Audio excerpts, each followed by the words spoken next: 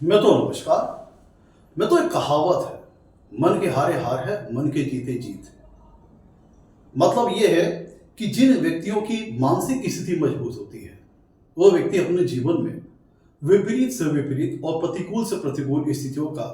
बड़ा ही डट कर के सामना करते हैं। कहा जाता है ना कि जब तक आदमी अपने मन से अपने आप को हारा ना महसूस कर ले, तब तक उसे दुनिया की कोई ताकत हरा नहीं सकती।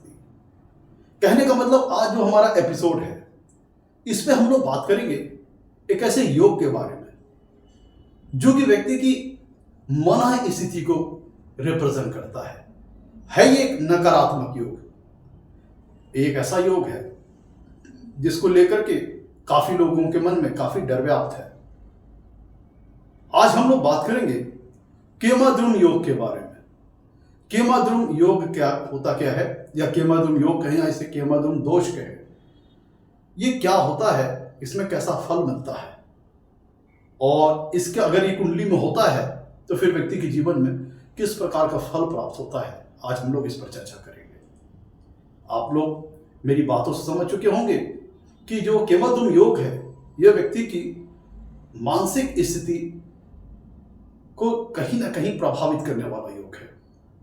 तो हम लोग अपनी इस एपिसोड का आरंभ करते हैं। तो आज हम लोग बात करते हैं केमाद्रुम योग के बारे में। शास्त्रों में इसे एक नकारात्मक योग की श्रेणी में रखा गया है, और जिन लोगों की कुंडली में होता है वो इसको देख करके काफी परेशान होते हैं कि क्या होगा। तो सबसे पहले तो केमाद्रुम योग को नकारात्मक कैसे बनता है, इसकी बात की जा रही है। इसकी डिफिनीशन पे बात कर लेते हैं, फिर इसके फल पर हम लोग चर्चा करेंगे। तो केमाद्रुम योग की जो बनने की परिभाषा है, पहले इसकी डिफिनीशन पे बात कर लेते हैं, फिर इसके सारी चीजों फल करेंगे, देखेंगे कैसा इसका फल होता है। डिफिनीशन ये है केमाद्रुम योग की कि कुंडली, लगन कुंडली के, आपकी जो लगन कुंडली है, आप उसमें देखिए कि चंद्रमा जिस भाव में स्थित है, उस भाव से जो अगला भाव है, जो दूसरा भाव है, उसमें अगर कोई ग्रह नहीं है, और चंद्रमा से जो पिछला भाव है, अर्थात चंद्रमा से जो दूसरा भाव और चंद्रमा से जो एक पीछे 12वां भाव जो है,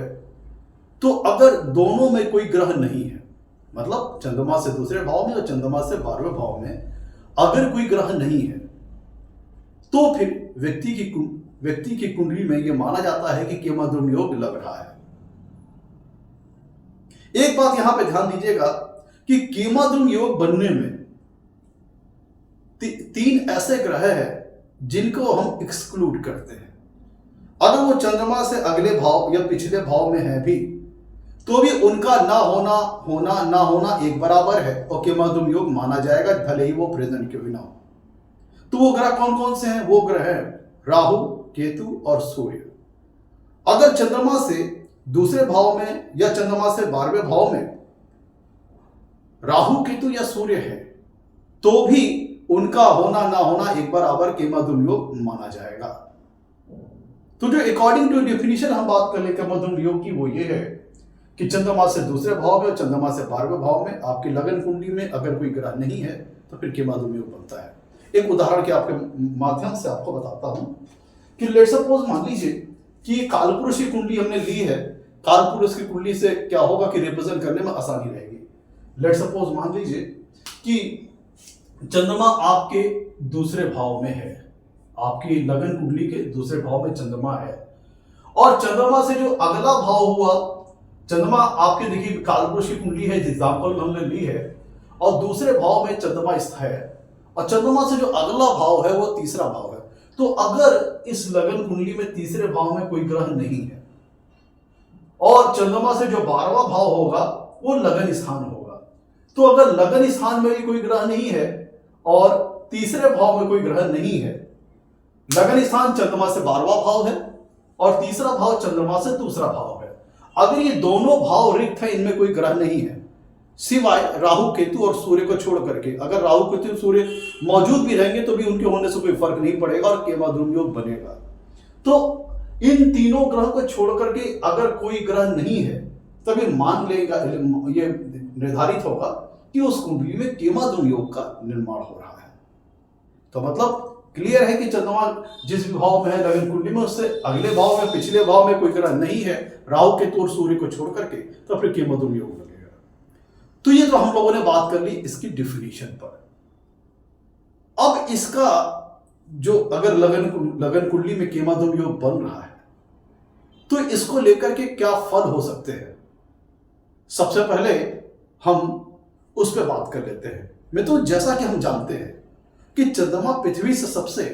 समीप होने के कारण जातक की जो मानसिक स्थिति है, जो मन है, उसकी जो मना स्थिति है, उसको कंट्रोल करता है। इसीलिए मन के कारक चंद्रमा को मन का कारक ग्रह कहा गया है। तो अगर कुंडली में किसी भी तरह से अगर चंद्रमा पीड़ित होता है, चाहे केमद्रुम योग हो, किसी कोई अन्य भी योग हो, अगर चंद्रमा पीड़ित होता है तो व्यक्ति का मन अशांत होता है, अस्थिर होता है। और मन अशांत है, अस्थिर है, तो जीवन के विभिन्न पड़ावों पर निर्णय लेने में दिक्कत आएगी, गलत निर्णय हो जाएंगे, किसी एक मार्ग पर चलने में बाधा आएगी। वैसे केमद्रुम योग की बात नहीं कर रहा हूं मैं, सभी योगों की बात कर रहा हूं कि अगर जीवन में अगर चंद्रमा, किसी भी व्यक्ति कुंडली में चंद्रमा पीड़ित है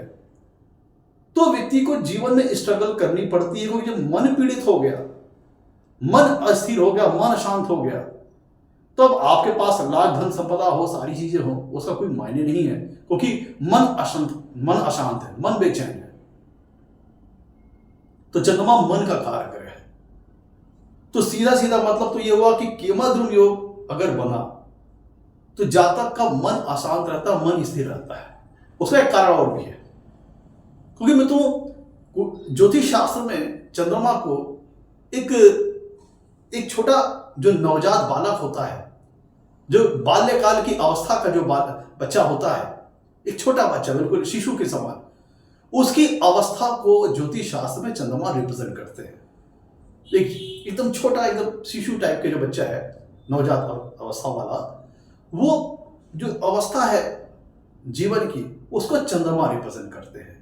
और जैसा कि मित्रों हम सब जानते हैं कि जो बिल्कुल एकदम नवजात शिशु है, बिल्कुल जो छोटा बच्चा है, उसको केयर टेकिंग करने के लिए, उसको गाइड करने के लिए, उसको कंट्रोल करने के लिए, उसको संभालने के लिए, उसे पालन पोषण करने के लिए किसी न किसी की जरूरत पड़ती है। वह स्वयं अपना लालन पालन या फिर पोषण खुद नहीं कर सकता, तो किसी न किसी की जरूरत पड़ती है। उसी प्रकार से चूंकि चंद्रमा मन का कारक है, मन चंचल होता है, और ज्योतिष शास्त्र के अकॉर्डिंग ये बाल्यकाल की अवस्था को रिप्रेजेंट करते हैं, तो इन्हें किसी न किसी ग्रह की कंट्रोलिंग, नियंत्रण दृष्टि, मौजूदगी होना बहुत जरूरी है। अन्यथा की दशा में चंद्रमा एक कह लीजिए कि इस अवस्था में होते हैं, अगर केमद्रुम योग बन गया कुंडली में और उनका कहीं से किसी प्रकार का कैंसिलेशन नहीं हो रहा है, तो जो अवस्था बनेगी, आप ऐसे समझ लो कि कोई बच्चा है, कोई नवजात शिशु है और उसका केयर टेकिंग करने वाला कोई नहीं है, तो ऐसे में उसका सर्वाइवल मुश्किल हो जाएगा, उसका जीवित रहना मुश्किल हो जाएगा। इसीलिए कुंडली में अगर केमद्रुम योग बनता है, तो चूंकि चंद्रमा मन का कारक है, तो सबसे सीधी बात है कि अगर केमद्रुम योग बना तो मतलब एक ऐसा शिशु जिसका लालन पोषण करने वाला, केयर टेकिंग करने वाला कोई भी नहीं है। आप इसको शाब्दिक अर्थ पर समझिए। इसका मतलब यह होता है कि ऐसा चंद्रमा, चूंकि चंद्रमा मन का कारक है, ये रिप्रेजेंट करता है कि जातक की जो मानसिक स्थिति है उसमें अस्थिरता होगी, इनस्टेबिलिटी होगी, अशांति होगी, और ऐसे व्यक्ति का जो मन है किसी चीज में स्थिर नहीं हो पाएगा, किसी स्थिर मन से किसी चीज में लग नहीं पाएगा, स्टेबिलिटी नहीं रहेगी उसके मन में, स्टेबिलिटी नहीं रहेगा, स्थायित्व नहीं आ पाएगा किसी चीज में। और जब किसी ग्रह का प्रभाव चंद्रमा पर होता है तो क्या होता है कि अगर किसी भी ग्रह का प्रभाव चंद्रमा पर होता है तो वो, चूंकि चंद्रमा को जल का कारक कहा गया है मित्रों, वाटर रिप्रेजेंट करते हैं, तो चूंकि जल का कारक है तो जल का गुण यह होता है कि जैसे पात्र में उसको रखा जाएगा, जैसे बर्तन में रखा जाएगा, उस आकार का वो हो जाएगा। कहने का मतलब जिस भी ग्रह के साथ चंद्रमा चाहे युति में हो, चाहे वो दृष्टि में हो, तो वो ग्रह चंद्रमा को चाहे युति द्वारा चाहे दृष्टि द्वारा जब प्रभावित करते हैं तब चंद्रमा उसके प्रभाव में आकर के, कोई चंद्रमा मन को रिप्रेजेंट करता है, तो जब चंद्रमा चूंकि जल है, एकदम शीतल प्लेनेट है, एकदम कह लीजिए जल जैसे किसी भी बर्तन में उसी आकार में आ जाता है, तो जिस भी ग्रह के साथ रहता है तो ये दिखाता है कि जो जातक का मन है उसका जो इंटरेस्ट होगा वो उस तरफ जाएगा जिसको वो ग्रह रिप्रेजेंट कर रहा होगा, जिन चीजों को वो ग्रह रिप्रेजेंट कर रहा होगा। मतलब चंद्रमा के साथ जिन ग्रहों की युति होती है या फिर जिन ग्रहों की दृष्टि होती है, वह ग्रह ये निर्धारित करते हैं कि जातक का जो एरिया ऑफ इंटरेस्ट है, जो जातक का मन का झुकाव है, वो किस ओर रहेगा।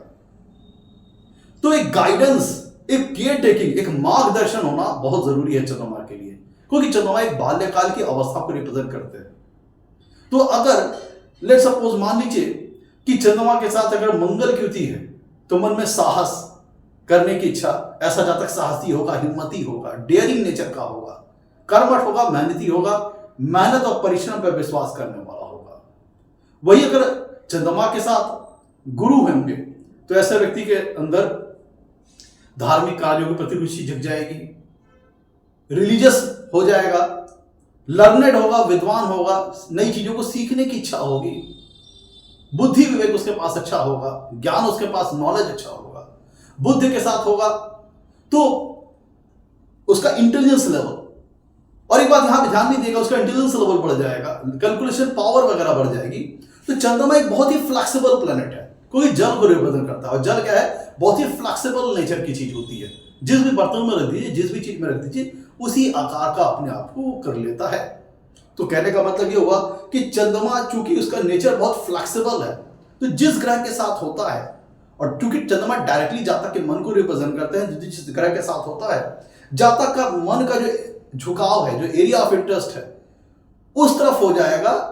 जो चीजें वो ग्रह जिसके साथ युति में, वो ग्रह जिन चीजों को रिप्रेजेंट कर रहा होगा, स्वतः ही जातक का मन का झुकाव, एरिया ऑफ इंटरेस्ट उन चीजों की तरफ हो जाएगा।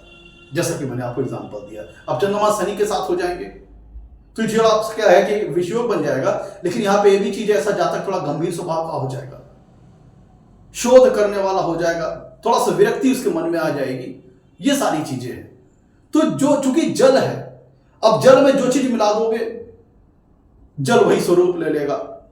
अब जल में दूध मिला दो तो पूरा दूध बन जाएगा, जल गंगा जल मिला दो गंगा जल बन जाएगा, शराब मिला दो शराब बन जाएगा। हाँ, मतलब जो भी चीज चंद्रमा, चूंकि चंद्रमा जल को रिप्रेजेंट कर, जल बहुत फ्लेक्सिबल होता है। और दूसरी चीज ये भी है कि जिन ग्रहों के साथ चंद्रमा होते हैं, चूंकि पूरा फ्लेक्सिबिलिटी उनके पास है, उन ग्रहों के गुण दो स्वरूप को वो हासिल कर लेते हैं, अपना लेते हैं। तो कहीं ना कहीं जैसे होता है ना कि x plus x equal to 2x, तो जब चंद्रमा जिस ग्रह के युति के साथ, चंद्रमा जिस ग्रह के साथ युति में होते हैं, तो जो व्यक्ति का उस ग्रह के जो कह लीजिए कि जो फल देने की शक्ति है, कहीं ना कहीं बढ़ जाती है, क्योंकि चंद्रमा एक फ्लेक्सिबल प्लैनेट है। तो जब जो ग्रह चंद्रमा के साथ युति में होगा,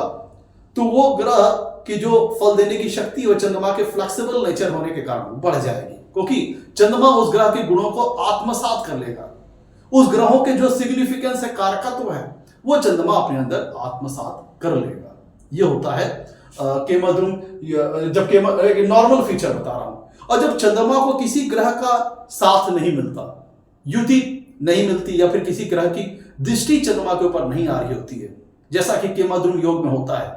तो जातक का मन में अस्थिरता रहती, इंस्टेबिलिटी रहती है, उसका मन किसी चीज में स्थिर नहीं हो पाता। तो चूंकि चंद्रमा बिल्कुल एलोन है, आइसोलेट है केमद्रुम योग में, तो व्यक्ति को यह डिटरमाइन करना बड़ा मुश्किल हो जाता है कि उसका एरिया ऑफ इंटरेस्ट, उसका मन का झुकाव किस ओर है। या तो इस प्रकार की स्थिति होगी कि जातक का मन कहीं लगेगा नहीं, किसी चीज फील्ड में, किसी भी फील्ड में उसका एरिया ऑफ इंटरेस्ट नहीं जगेगा, या फिर ऐसा होगा कि किसी फील्ड में अगर एरिया ऑफ इंटरेस्ट जगा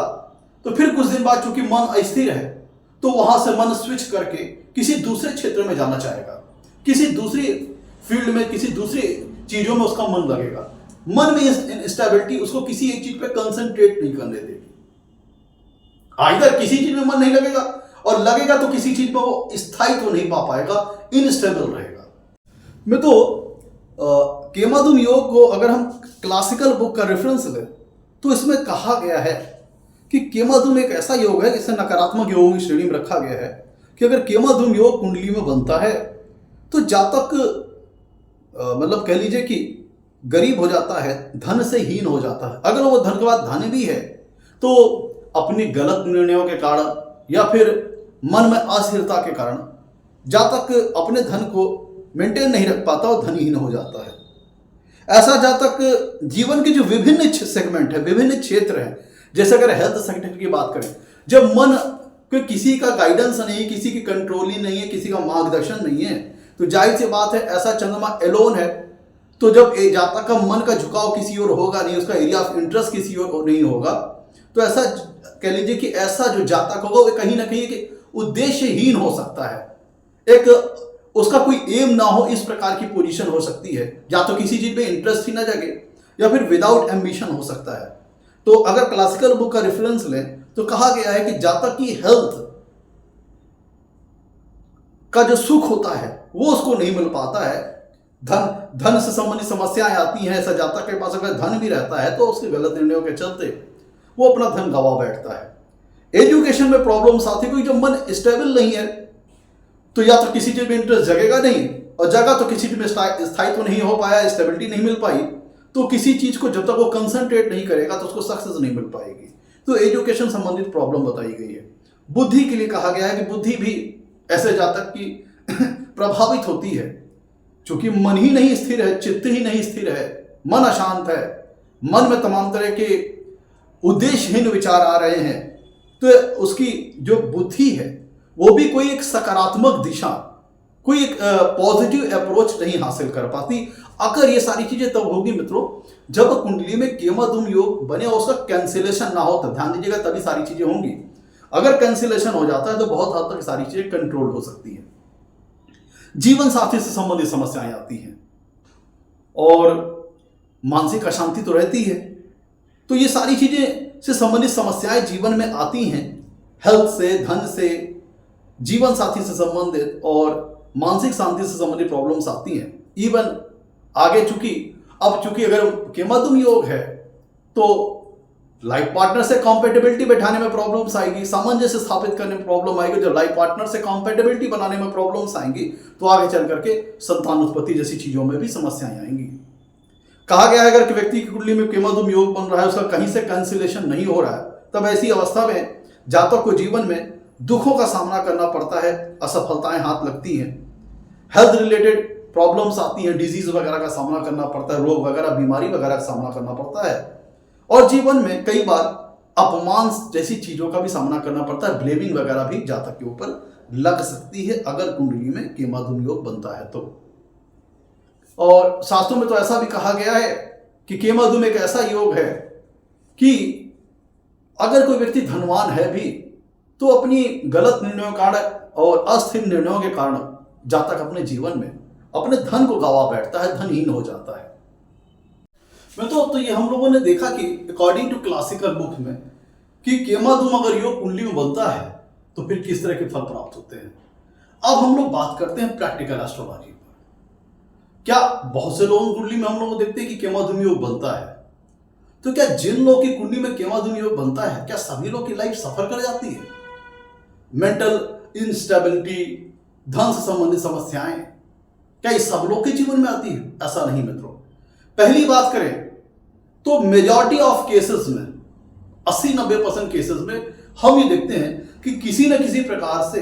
केमाधूम योग अगर कुंडली में बन रहा है तो किसी न किसी प्रकार से वो उससे कैंसिलेशन हो जाता है। तो कैंसिलेशन किस प्रकार से होता है उन पे भी हम लोग चर्चा कर लेते हैं। लेकिन अगर लेट्स सपोज मान लेते हैं कि कैंसिलेशन नहीं होता है तो जो क्लासिकल में जो सारी चीजें बताई हैं क्या वो एक साथ व्यक्ति के जीवन में होती हैं? धनहीन भी हो जाएगा, पत्नी से भी साथ छूट जाएगा, बच्चे नहीं होंगे, और विद्या से संबंधित प्रॉब्लम, एजुकेशन से संबंधित प्रॉब्लम, संतान से संबंधित प्रॉब्लम और धन से संबंधित प्रॉब्लम और तमाम तरह के, क्या सारी समस्याएं एक साथ होंगी? क्या ये संभव है? नहीं मित्रों। अगर मान लीजिए हम कह लीजिए कि हम कह लें कि एक ऐसी सिचुएशन की बात करते हैं कि जहां पे केमाधूम योग कैंसिलेशन नहीं होता है, तो भी उस परिस्थिति में सारी चीजें जो आपको क्लासिकल बुक में एक साथ बताई गई हैं वो एक साथ नहीं प्रभावित होती हैं। क्या क्या चीजें प्रभावित होंगी, हम लोग इस पर बात कर लेते हैं। अगर मित्रों कुंडली में केमद्रुम योग बन रहा है तो केमद्रुम योग जिस भाव में बन रहा है, लेट्स सपोज मान लीजिए कि अगर दूसरे भाव में बन रहा है तो दूसरे भाव से संबंधित जो चीजें हैं, दूसरा भाव जिन चीजों को रिप्रेजेंट करता है, दूसरे भाव की जो सिग्निफिकेंस है, वो केमद्रुम योग के बनने के चलते प्रभावित होंगे। जैसे अगर दूसरे भाव में केमद्रुम योग बन रहा है तब यहां पे हम कह सकते हैं कि व्यक्ति के जीवन में धन की समस्या का उसको सामना करना पड़ सकता है, धन की अभाव का सामना उसको करना पड़ सकता है। अब अगर मान लीजिए कि कुंडली के 7वें भाव में बन रहा है तब हम कह सकते हैं व्यापार से संबंधित चीजों में केमद्रुम योग एक्टिव हो जाएगा, या फिर लाइफ पार्टनर से संबंधित चीजों में केमद्रुम योग एक्टिव हो जाएगा। और तो वो भाव प्रभावित होगा जिसमें केमद्रुम योग बन रहा है, तो उस भाव के कारकत्व सिग्निफिकेंस नकारात्मक वे में केमद्रुम योग से प्रभावित होंगे अगर केमद्रुम योग का कैंसिलेशन नहीं हो पाता है। और दूसरी बात कि जैसा कि हमको पता है कि चंद्रमा की राशि कर्क राशि होती है, चंद्रमा की राशि खुद की कर्क राशि है, तो एक तो भाव प्रभावित होगा जिसमें केमद्रुम योग बन रहा है, प्लस जिस भाव का स्वामित्व चंद्रमा के पास होगा। जैसे हम कालपुरुष की कुंडली की एग्जांपल की बात करें तो आप यहां पे देखिए कि यहां पे चंद्रमा की जो कर्क राशि है वो 4थे भाव में आ रही है। तो इस एग्जांपल में अगर देखें तो इस कुंडली का दूसरा भाव में केमद्रुम योग बन रहा है, तो दूसरे भाव के जो सिग्निफिकेंस है, दूसरे भाव के जो कारकत्व है वो प्रभावित होंगे, प्लस कुंडली का जो 4था भाव है, क्योंकि 4थे भाव की स्वामित्व चंद्रमा के पास है, तो जब चंद्रमा के ही चलते, चंद्रमा के ही कारण केमद्रुम योग बन रहा है, और उसी के कारण तो इस एग्जांपल में अगर देखें तो इस कुंडली का दूसरा भाव डिस्टर्ब हो रहा है। साथ ही साथ जब चंद्रमा एलोन हो गया, बगैर किसी गाइडेंस के हो गया, बगैर किसी कंट्रोलिंग के हो गया, बगैर किसी केयर टेकिंग के हो गया, तो इसे हम आवारा चंद्रमा भी कह सकते हैं। या तो मन किसी चीज में लगेगा ही नहीं, या तो फिर लग रहा है तो आज ये अच्छा लग रहा है, कल वो अच्छा लग रहा है, परसों वो अच्छा लग रहा है, तो मन अशांत भी रहेगा और उद्देश्यहीन विचार भी जीवन में आ सकते हैं, उद्देश्यहीन जातक निर्णय ले सकता है अगर केमद्रुम योग कैंसिल नहीं होता। और ये जिस भाव का स्वामित्व है चंद्रमा, मतलब इस 4थे भाव, अगर आप कालपुरुष की कुंडली में देखेंगे तो 4थे भाव का स्वामित्व चंद्रमा के पास है, तो ये 4थे भाव से संबंधित जो कारकत्व है, 4थे भाव से सिग्निफिकेंस, 4थे भाव की जो सिग्निफिकेंस है वो व्यक्ति के जीवन में प्रभावित होंगे। प्लस यहां पर हमें यह भी देखना है कि चंद्रमा जिस भाव पर दृष्टि डालेगा, इस एग्जांपल में देखें तो चंद्रमा 7वीं पूर्ण दृष्टि कुंडली के 8वें भाव पर पड़ रही है, तो 3 भाव और 3 भाव से संबंधित जो सिग्निफिकेंस होंगे, जो कारकत्व होंगे, वो व्यक्ति के जीवन में प्रभावित होंगे नेगेटिव वे में, नकारात्मक वे में। अगर व्यक्ति के जीवन में केमद्रुम योग बन रहा है, उसका कैंसिलेशन नहीं हो रहा है किसी प्रकार से, उसका कह लीजिए कि उसको भंग नहीं हो रहा है, तो ये सारी चीजें होंगी। तो ये जो सारी बातें क्लासिकल में एक साथ बताई गई कि एक साथ हो जाएगा, ऐसा नहीं है। तो अगर धन स्थान में बन रहा है तो धन से संबंधित समस्याएं आ सकती है, व्यक्ति के जीवन में कभी ना कभी धनहीन जैसी समस्या का सामना दिखना पड़ सकता है। लेकिन अगर 5वें भाव में केमद्रुम योग बन रहा होगा तो कौन कौन सी चीजें प्रभावित होंगी? चंद्रमा जिस भाव का स्वामी है वो भाव, 5वां भाव प्रभावित होगा, और 5वें भाव से चंद्रमा यहां अगर केमद्रुम योग बनाएंगे तो यहां से इनकी 7वीं पूर्ण दृष्टि जाएगी कुंडली के 11वें भाव पे, तो ये 11वां भाव प्रभावित होगा। तो 3 भाव और तीनों भाव से संबंधित जो कारकत्व है वो प्रभावित होंगे। और चंद्रमा जिन चीजों का कारक ग्रह है वो चीजें प्रभावित होंगी। चंद्रमा किन चीजों का कारक ग्रह है? चंद्रमा मन का कारक ग्रह है,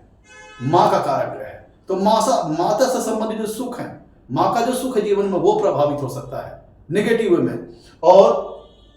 मन जातक का, जैसा कि केमद्रुम में बताया गया है, चंद्रमा के चलते केमद्रुम योग बन रहा है, जो जाके जातक के डायरेक्टली मन के, जातक के फीलिंग्स, जातक की इमोशंस, जातक की भावनाओं को कंट्रोल करता है, जातक की मानसिक शक्ति, उसकी मेंटल पावर को कंट्रोल करता है। तब वो जब स्थिर हो जाएगा चंद्रमा में,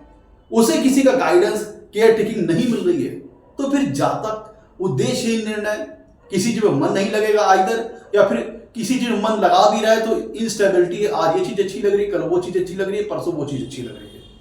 तो इनस्टेबिलिटी अगर लाइफ में रहेगी तो किसी चीज में कंसंट्रेट नहीं हो पाएगा, और व्यक्ति अगर 10 तरफ हाथ पैर मारेगा तो उसे जीवन में सफलता नहीं मिल पाएगी। तो ये चीज होता है। तो 5वें भाव में अगर केमद्रुम योग बनेगा तो एजुकेशन रिलेटेड प्रॉब्लम्स आ सकती है, जीवन में संतान संबंधी प्रॉब्लम्स आ सकती हैं, और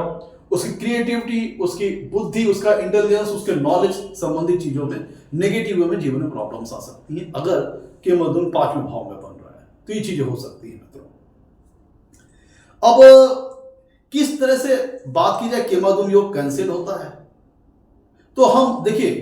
केमद्रुम कैंसिलेशन का मतलब यह होता है कि केमद्रुम योग बन रहा है कुंडली में, जाहिर सी बात है बन रहा है, कुंडली में बन रहा है केमद्रुम योग, आप उस योग का जो फल है वो नहीं खत्म हो रहा है, लेकिन चूंकि अगर वो योग किसी न किसी प्रकार से कैंसिल हो रहा है, उसका कैंसिलेशन हो रहा है, तो जो उसके फल है,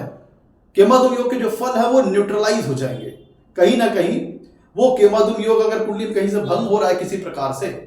तो केमद्रुम जो एग्जिस्ट कर रहा है, बन रहा है, लेकिन उसके जो मिलने वाले जो नेगेटिव फल थे वो रुक जाएंगे। अभी डिपेंड करेगा कि वो फल कितना रुकेंगे, कितना उनमें जो नेगेटिव फल है उनमें कितनी कमी आएगी, डिपेंड इस बात पर करेगा कि जो कैंसिलेशन हो रहा है केमद्रुम योग का वो कितना मजबूत बन रहा है कुंडली में, कितना मजबूत कैंसिलेशन हो रहा है, इस बात पर डिपेंड करेगा। जैसे आप बारिश में चलेंगे, तो अगर आप बारिश तो हुई नहीं लेकिन अपने आप को बचाने के लिए आपने छाता ले लिया, तो आपने एक सेफ्टी कवर ले लिया, तो केमद्रुम योग अगर ये बन रहा है कुंडली में, तो नेचुरल सी बात वो एग्जिस्ट कर रहा है, तो वो फल देने के स्वतः प्रयास तो करेगा, लेकिन उसका कहीं किसी प्रकार से कुंडली में कैंसिलेशन हो जाएगा, तो उसके जो नेगेटिव फल है वो आने रुक जाएंगे। ठीक है, ये होता है। अब कितने हद तक रुकेंगे डिपेंड करेगा कैंसिलेशन कितना मजबूत हो रहा है। तो कैंसिलेशन किस प्रकार से हो सकता है कि जिस भाव में चंद्रमा स्थित है, अगर उसके साथ कोई ग्रह बैठ जाए तो फिर उसका केमद्रुम योग का कैंसिलेशन हो सकता है। लेट सपोज मान लीजिए यहाँ चंद्रमा के साथ अगर गुरु बैठ जाए, मान लीजिए यहां पे चंद्रमा के साथ अगर गुरु बैठ जाते हैं तो फिर केमद्रुम योग कैंसिल आउट हो सकता है। या फिर चंद्रमा के साथ अगर शुक्र बैठ जाए तो फिर यहां पे केमद्रुम योग का कैंसिलेशन हो सकता है। तो मतलब चंद्रमा के साथ अगर कोई ग्रह बैठा हुआ है तो फिर केमद्रुम योग कैंसिल हो जाएगा, क्योंकि अगर कोई ग्रह चंद्रमा के साथ बैठा है तो उसे किसी उस ग्रह की केयर टेकिंग मिलेगी, उसका गाइडेंस मिलेगा, उस ग्रह की गाइडेंस मिलेगी, उस ग्रह की कंट्रोलिंग मिलेगी, उस ग्रह का मार्गदर्शन मिलेगा। तो जो उस ग्रह के साथ चंद्रमा बैठेगा तो स्वतः ही जातक का जो मन का, चूंकि चंद्रमा जातक के मन को रिप्रेजेंट कर रहा है, मन को कंट्रोल कर रहा है, तो स्वतः ही जातक का जो मन है, उसका जो एरिया ऑफ इंटरेस्ट है वो उस ओर शिफ्ट होगा। जो ग्रह चंद्रमा के साथ युति में वो जिन चीजों को रिप्रेजेंट करेगा उस ओर जातक का एरिया ऑफ इंटरेस्ट जाएगा, मन का झुकाव जाएगा, मन का इंक्लिनेशन उस ओर हो जाएगा। अब देखिए लेट्स सपोज अब दूसरा तरीका क्या है कि अब अगर मान लीजिए कि चंद्रमा के साथ कोई ग्रह नहीं बैठा है, चंद्रमा के साथ कोई ग्रह युति में नहीं है, लेकिन अगर किसी ग्रह का चंद्रमा के ऊपर एस्पेक्ट आ रहा है, उसकी दृष्टि चंद्रमा के ऊपर आ रहा है, तो ये भी केमद्रुम योग को कैंसिल कर देगा, नलीफाई कर देगा। तो मान लीजिए कि चंद्रमा कुंडली के पंचम भाव में बैठे हुए हैं, पांचवें भाव में बैठे हुए हैं, और गुरु कुंडली के 11वें भाव में बैठे हुए हैं, तो यहां पे गुरु बृहस्पति की 7वीं पूर्ण दृष्टि चंद्रमा के ऊपर आएगी, गुरु की 7वीं पूर्ण दृष्टि चंद्रमा के ऊपर आएगी। तो अगर कोई ग्रह चंद्रमा के साथ युति में नहीं है, लेकिन अगर किसी ग्रह का एस्पेक्ट दृष्टि चंद्रमा के ऊपर आ रही है, तो भी केमद्रुम योग भंग हो जाएगा। मतलब चाहे कोई ग्रह अगर चंद्रमा के साथ युति में हो, राहु केतु को छोड़ करके, तो फिर केमद्रुम योग भंग हो जाएगा। या किसी ग्रह की दृष्टि चंद्रमा के ऊपर अगर आती है, अगर मान लीजिए केमद्रुम योग बन रहा है कुंडली में, कैंसिलेशन का जो तरीका यह है कि अगर किसी ग्रह की दृष्टि चंद्रमा के ऊपर आ रही है तो भी कुंडली में केमद्रुम योग भंग हो जाएगा। अब मतलब मान लीजिए कि तीसरा तरीका यह है कैंसिलेशन का, वो ये है कि अगर चंद्रमा से केंद्र स्थानों में, कुंडली के जिस भाव में चंद्रमा है उस भाव से गिनने पर चंद्रमा अगर मान लीजिए कि लगन में है, तो लगन स्थान, चौथा भाव, 7वां भाव, 10वां भाव, मतलब चंद्रमा कुंडली के जिस भाव में है उस भाव से जो जो केंद्र स्थान हैं कुंडली में, उनमें अगर कोई ग्रह स्थित है तो फिर आपका कुंडली में केमद्रुम योग भंग हो जाएगा। मतलब कुंडली में जिस भाव में चंद्रमा है उससे केंद्र में अगर कोई ग्रह है तो फिर केमद्रुम योग भंग हो जाएगा। लेट सपोज मान लीजिए कि पंचम भाव में चंद्रमा है, तो युति होगी तो कैंसिल आउट हो ही जाएगा। तो अब दूसरा केंद्रीय स्थान कौन सा होता है? चौथा भाव। तो चंद्रमा जिस भाव में स्थित है उससे चौथा भाव गिन लीजिए, 1 2 3 4। तो अगर अष्टम भाव में कोई ग्रह है तो वो केमाद्रुम योग को भंग कर देगा। या फिर चंद्रमा से जो 7वां भाव है, तो यहां पे अगर कोई ग्रह है तो वो केमाद्रुम योग को भंग कर देगा। तो चंद्रमा से साथ युति में कोई ग्रह हो तो केमाद्रुम योग को भंग कर देगा। चंद्रमा से चौथे भाव में कोई ग्रह हो तो केमाद्रुम योग भंग हो जाएगा। चंद्रमा से 7वें भाव में कोई ग्रह हो तो केमाद्रुम योग भंग हो जाएगा। और चंद्रमा से 10वें भाव में कोई ग्रह हो तो वो केमाद्रुम योग भंग हो जाएगा। तो चंद्रमा से 7वां भाव ये हुआ, 8वां 9वां 10वां। यहां पे अगर मान लीजिए कोई ग्रह है तो फिर वो केमाद्रुम योग को भंग कर देगा। तो केमाद्रुम योग जो कैंसिलेशन के जो तरीके हो गए कौन कौन से हो गए कि चंद्रमा के साथ अगर युति में कोई ग्रह है, राहु केतु छोड़ करके, तो केमाद्रुम योग भंग हो जाएगा। चंद्रमा के ऊपर किसी ग्रह की दृष्टि आ रही है तो फिर केमाद्रुम योग भंग हो जाएगा। या फिर चंद्रमा से जो केंद्र स्थान है, कुंडली के जिस भी भाव में चंद्रमा है उससे केंद्र स्थान में अगर कोई ग्रह है तो फिर केमाद्रुम योग भंग हो जाएगा। तो केमाद्रुम योग इन तरीकों से भंग होता है। अब मैं तो जिन लोगों की कुंडली में केमाद्रुम योग भंग हो रहा है,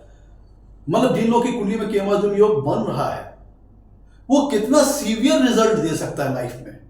कितना ज्यादा कठिन रिजल्ट दे सकता है, वो इस बात पर डिपेंड करेगा कि लेट सपोज मान लीजिए कि अगर केमाद्रुम योग कुंडली में बन रहा है, उसका कैंसिलेशन नहीं हो रहा है, तो इसका मतलब क्या हुआ? केमाद्रुम योग के नेगेटिव रिजल्ट्स लाइफ में आएंगे। और कितना ज्यादा मात्रा में नेगेटिव रिजल्ट आएगा वो इस बात पर निर्भर करेगा कि चंद्रमा कुंडली में कितना ज्यादा मजबूत है और कितना ज्यादा कमजोर है, इस बात पर निर्णय करेगा। अगर मान लीजिए कि चंद्रमा केमाद्रुम योग जहां बना रहा है वहां चंद्रमा अपनी नीच राशि में है और पापा ग्रहों से एफिलिएटेड भी है, राहु केतु से एफिलिएटेड भी है, तब ऐसी अवस्था में केमाद्रुम योग के बहुत नेगेटिव रिजल्ट्स लाइफ में आ सकते हैं। या फिर कुंडली के जो दूसरे स्थान है, 6वां भाव, 8वां भाव और 12वां भाव, इसमें केमाद्रुम योग बन रहा है तो फिर केमाद्रुम योग के काफी नेगेटिव रिजल्ट्स आ सकते हैं। और अगर यहां पे राहु केतु जैसा ग्रहों का प्रभाव आ जाए तो फिर केमाद्रुम योग और भी भयानक रूप ले सकता है। मैं तो मान लीजिए कि चंद्रमा कुंडली में केमाद्रुम योग में पीड़ित है, अगर साथ ही साथ लग्न और लग्नेश भी पीड़ित हो जाए, लग्न में कोई नीच का ग्रह बैठा है, लग्नेश भी किसी दूसरे स्थान में है, फिर अपनी नीच राशि में है, या फिर किसी न किसी प्रकार से लग्न और लग्नेश पीड़ित है और साथ में कुंडली में केमाद्रुम योग बन रहा है, और स्थिति और खराब हो जाएगी अगर केमाद्रुम योग दूसरे स्थान में बन रहा है, 6वें 8वें या 12वें भाव में, या फिर चंद्रमा अपनी किसी नीच राशि में है जहां पे केमाद्रुम योग बन रहा है। तो फिर जो केमाद्रुम योग के जो रिजल्ट आएंगे वो सीवियर आएंगे, बहुत ही नेगेटिव रिजल्ट्स आएंगे अगर उनका कैंसिलेशन नहीं हो रहा है। कब आएगा सर? जब चंद्रमा भी कुंडली में कमजोर है और केमाद्रुम योग बना रहा है, उसका कैंसिलेशन नहीं हो रहा है, और लग्न लग्नेश भी कुंडली में पीड़ित है, तब ऐसी अवस्था में केमाद्रुम योग के काफी नेगेटिव रिजल्ट्स आएंगे। लेट सपोज मान लीजिए कि अगर 6ठे भाव में केमाद्रुम योग बन रहा है, हाँ 6ठे भाव में केमाद्रुम योग बन रहा है और लग्नेश होते हैं मंगल, वो भी मान लीजिए चलिए 12वें भाव में है, लग्नेश मंगल 12वें भाव में है, चंद्रमा भी पापा ग्रहों से अफेक्टेड है राहु केतु से, और आपके मंगल चले गए 12वें भाव में, तो क्या होगा कि लग्नेश भी कमजोर पड़ गया। और यहां मान लीजिए कि यहां पे लगन में मान लीजिए यहां पे शनि बैठे हैं,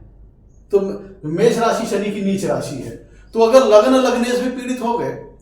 लेट सपोज मान लीजिए कि केमाद्रुम योग आपका बन रहा है 6ठे भाव में, 6ठे भाव में बैठा है, बन रहा है, लेट सपोज मान लीजिए केमाद्रुम योग आपका 6ठे भाव में बन रहा है, और मंगल चूंकि इस कालपुरुष की कुंडली में लग्नेश है, वो अगर 12वें भाव में है और यहाँ पे राहु के साथ युति में है,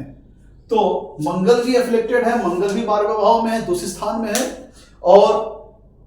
नहीं यहाँ पे कैंसिलेशन हो जाएगा। यहाँ पे मान लीजिए कि मंगल आपका यहाँ पे 7वें अष्टम भाव में है,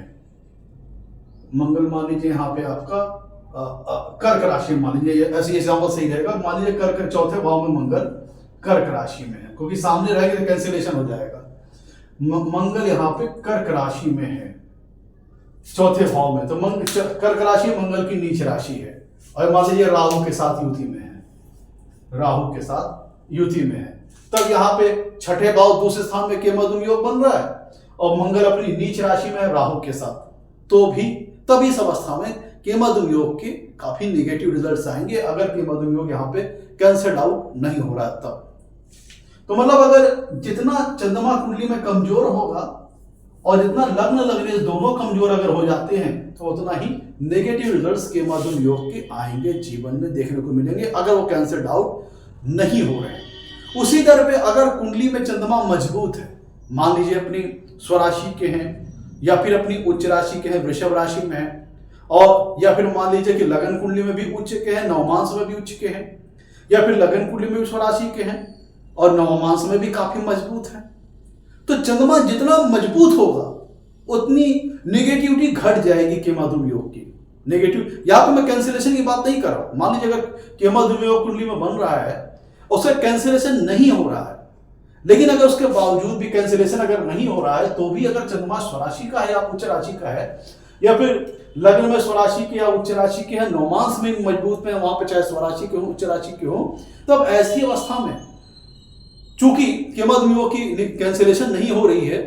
तो ऐसी अवस्था में अगर कुंडली में केमद्रुम योग बन रहा है जिसका कैंसिलेशन नहीं हो रहा है, तो चूंकि कुंडली में चंद्रमा मजबूत है तो केमद्रुम योग के जो नेगेटिव रिजल्ट्स हैं वो कम हो जाएंगे। और उसी दशा में चंद्रमा जितना पीड़ित होगा, जितना कमजोर होगा, तो उसके द्वारा बनाएगा केमद्रुम योग थोड़ा सा ज्यादा नेगेटिव रिजल्ट्स लेके आएगा अगर उसका कैंसिलेशन नहीं हो रहा है। और ये योग और खतरनाक हो जाएगा अगर चंद्रमा भी पीड़ित है, कुंडली में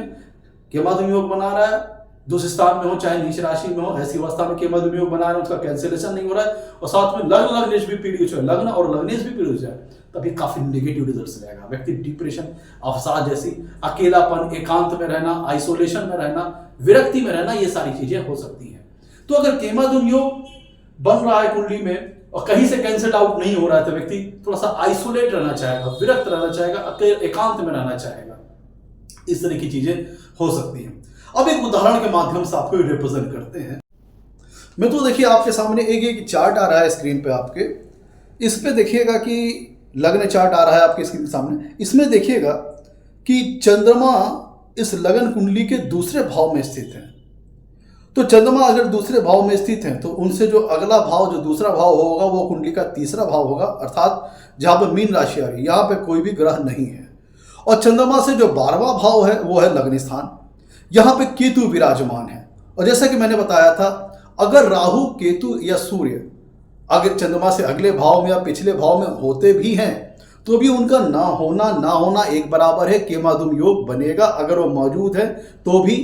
इस बात को हमें ध्यान रखना है। तो केतु यहाँ पे चंद्रमा से 12वें भाव मौजूद है तो भी वो